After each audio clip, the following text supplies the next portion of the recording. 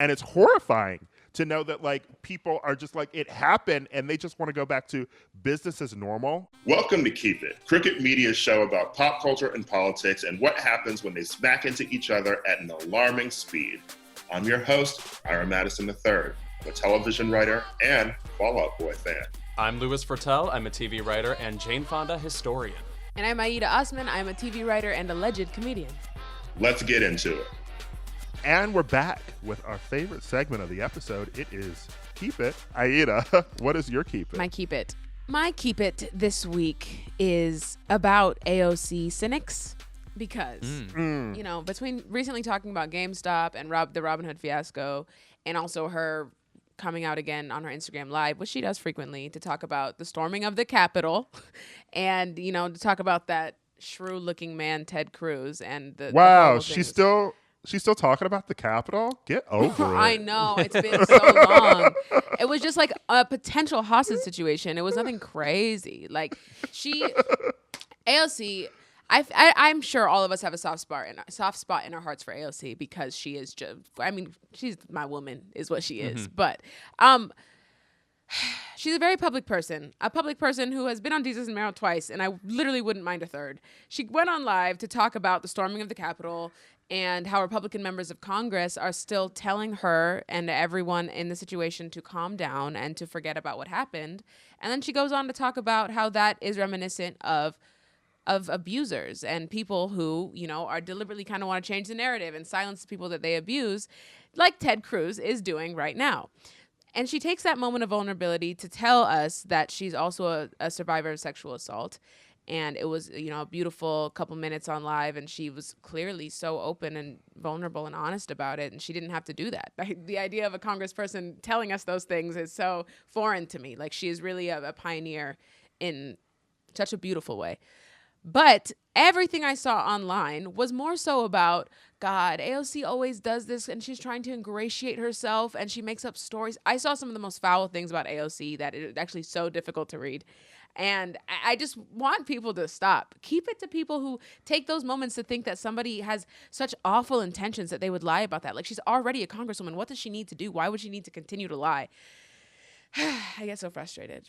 And so that is horrible. It's not the best. It's not the best on Twitter. Well, it's also it just like is. it's the same type of people. It's like, I can't picture you listening to any woman that isn't like your mom or your girlfriend anyway. So why are you jumping in on this? If that. Yeah, right. No, right. Imagine them just sort of like giving in. It's that whole like Hillary Clinton, like, treat women with suspicion just because thing. And it's like, think of who we haven't been treating with suspicion for years and years. How about people like fucking Ted Cruz, who just reigns supreme with no skills whatsoever and actively suck all the time? I've actually really loved AOC staying on Ted Cruz's neck. Because in the GameStop situation, right, she was tweeting about it, and then he tried to quote tweet her with, like, I agree, you know, we need to hold, like, Wall Street, like Robin Hood, and people who, like, try to manipulate the market accountable. And she was like, bitch, did you just try to have me killed?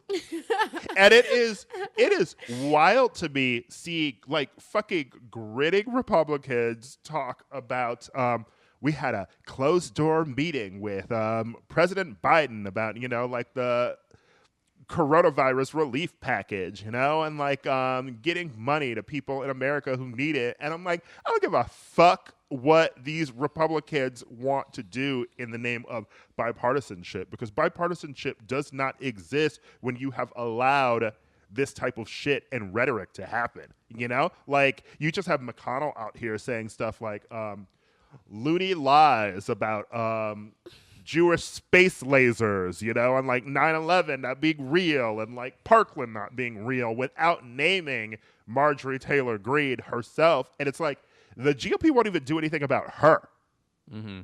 Like, at what point are you like, we have the Senate majority, it's over with these people, you know? And you can't think about the future. You can't be playing like chess instead of checkers, you know? And like at this certain point, like you gotta blow these people out of the fucking water, you know? Like, you have to stop it before it gets worse, because I do not think that storming the Capitol is as bad as it's gonna get. And it's horrifying to know that like people are just like, it happened and they just want to go back to business as normal in a building where they were almost killed too. You know, like they would have been killed too, because Trump was saying everyone who wasn't on his side is part of the swamp that needs to be drained, that needs to be killed, you know? So stay on these bitches' necks, AOC. Yes. Cori Bush too. You know, like Cori Bush, also tweeting about the fact that she had to move her Yeah. fucking office away from Marjorie Taylor Greene's. Why does Marjorie Taylor Greene even have an office? Isn't she just parked in like a van outside the Capitol? No, it's like she has a megaphone. That's it. Mine is a keep it to what has become an unhinged budget situation on RuPaul's Drag Race. I just want to say that I haven't started watching the UK season yet, which I know people are really obsessed with. I'm, a xenophobe, so I'm sticking with the American one. But on this season, there are a bunch of amazing queens, lots of comedy superpowers, lots of bitchy queens that I'm kind of on the fence about. But one thing that has become very standard is that everybody's looks, and this particular week, everybody had to do 3 looks, are so pristine. It's that it feels to me like we have almost gotten away from what drag is, which is not always a DIY situation, but it certainly is not. We're the most expensive thing possible.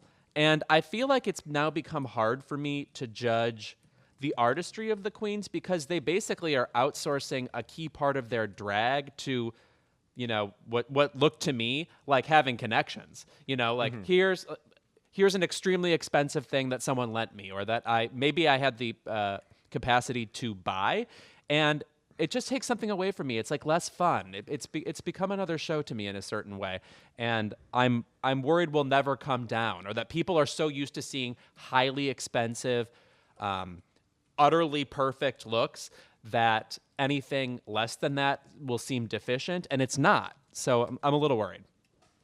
Yeah, I want to point out too that there's always been those like fashion queens on the show, right? And then you started at a certain point to realize that those people are either just buying incredibly expensive outfits, or like I think in like Gigi Goode, the term of Gigi Goode, what was it like her mother like making things for her? So it's just like you are having a competition where half of the people just sort of like have access to all these things, and unfortunately it's usually like white contestants, and then you have like black contestants on the show who were maybe from like New York or like the South or like Chicago or something, and like they are making their own stuff. They're really doing like drag like in local bars, and in the spirit of what you think drag is, and the spirit that the show was born from, right? And it's just insane to see them like competing on the same stage, and and no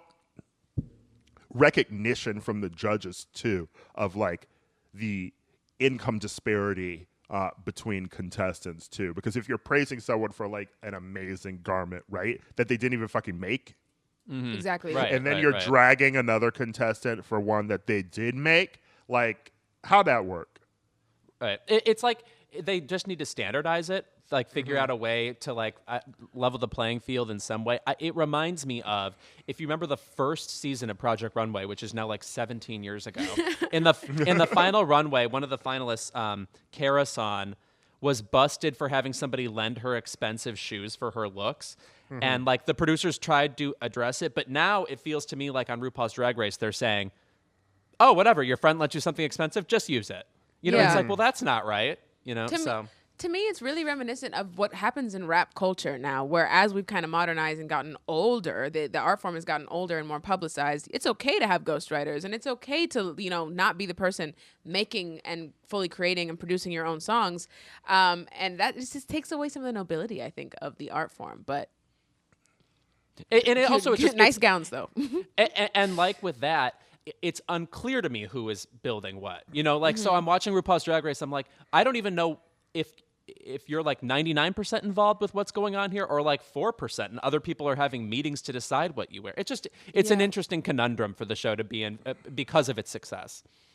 As weird. I haven't read it yet, but I'm very excited to dive into RuPaul's autobiography from the 90s, which is out of print. And like even looking at the photo on the book jacket, I was like, this is a completely different RuPaul. You know? Right. And it's like you think of the RuPaul that came into America's consciousness is more of that like ragtag, do it yourself, sort of like grunge punk RuPaul. And the show was definitely that, you know. It felt like it was dangerous when it premiered. What I think today is what the 13th anniversary of the show too, as we're recording now, and so it is just it's weird to see how it's transformed. And I know some of those earlier seasons were rough in terms of the editing and the Vaseline that seemed to be smeared on the lens like you were watching a daytime soap opera. But wow, I don't know. Yeah, people are really on different performance playing fields, and it is definitely a weird thing to behold, and a thing that goes unacknowledged on the show too. So it makes it harder to really even judge people, you know? And so I feel like then you're just judging people on personality and performance. And I do like the challenges where they have to make their own thing then. Ira, what's your keep it? My keep it goes to the collective of Stephanie Germanotta, Lady Gaga, and Nabisco. Because I have I am a salty cracker, so you have to be careful with what you say to me. I have tasted these Chromatica limited edition Oreos. They are the most disgusting thing. Oh, no. They are cardboard. They are... So what you need to know is they don't taste like regular Oreos. They're actually like a variation of the golden Oreos. Okay. Which were already bad. Yeah. You know, like I have a friend who always orders them for parties. My friend Sam does. And you eat them sort of out of obligation, but I am in no way a fan of golden Oreos. And then you have this with like, they're dyed, you know, green. And like the cream is green, the cookie is pink, and it just doesn't taste good. I've tried to like offer them to friends. They didn't like them. So many people went out and like bought them in droves too. And now they're like, oh wait, I don't like these. And I'm just wondering what is going on with Miss Gaga in general, you know, because this fiasco comes after we realized that she should never sell merchandise ever again. Oh my God! No, I'm still getting the Chromatica poppers I bought in 2009. I know they're stale by now. Yeah. Probably has not even made jock straps or sweatpants for people who ordered them. I think I've maybe even said on here before that I had to email the Chromatica store and say, just refund my fucking money, because I was never going to get these sweatpants that I ordered, and it was bordering on obnoxious at this point, because I'd ordered these, around May, and it was like December, and I hadn't received them yet. And all of this is stemming from the fact that like Chromatica came out at the beginning of last year, right? And we were expecting like a music cycle. Obviously, the pandemic has happened, but like the lack of album promotion, the lack of any handling of this merchandise, and then now you're like releasing limited edition Oreos. What the fuck are you doing? Who needed this? Though I guess they're all cleared out at Target too. Like it's like a gay meet cute in the cookie aisle at Target. So you have people running out to buy disgusting packages of Oreos, and now they're selling them on eBay? I don't know. Yeah, it's a Crystal Pepsi situation. It reminds me of when you look up old Jell-O flavors and you realize, oh, they tried selling like broccoli Jell-O once upon a time. No. You know, people make bad decisions. Some vegetable. It might be like asparagus or something. I eat it. It's That's real. absolutely disgusting. But I don't know. This is taking it a step too far. Like Chromatica has had so many mishaps and diminishing returns since May of 2020 that I'm just like, now you're dropping Oreos that don't even fucking taste good. That is a shame. You know what? Maybe Dua did deserve the Grammy noms over Chromatica if this is what we're getting. And then I think if Chromatica was nominated for a Grammy, would we have to be enduring this? Ooh, you think this is revenge? And also, Yeah. by the way, Nabisco canceled my favorite snack of all time, which was called Doodads in the late 80s. And they were like Chex Mix, but they had like little cheesy things in them. If you guys want to talk about Doodads, get right in my mentions because I am always ready to go. Just another symptom of what the pandemic has done to us, you know? Good and bad. And this is the worst. This is truly the worst. But I still want to sad. buy them and taste them. That's where we're I at. gotta though. have Like, one. That's I the gotta have fucking one. annoying. I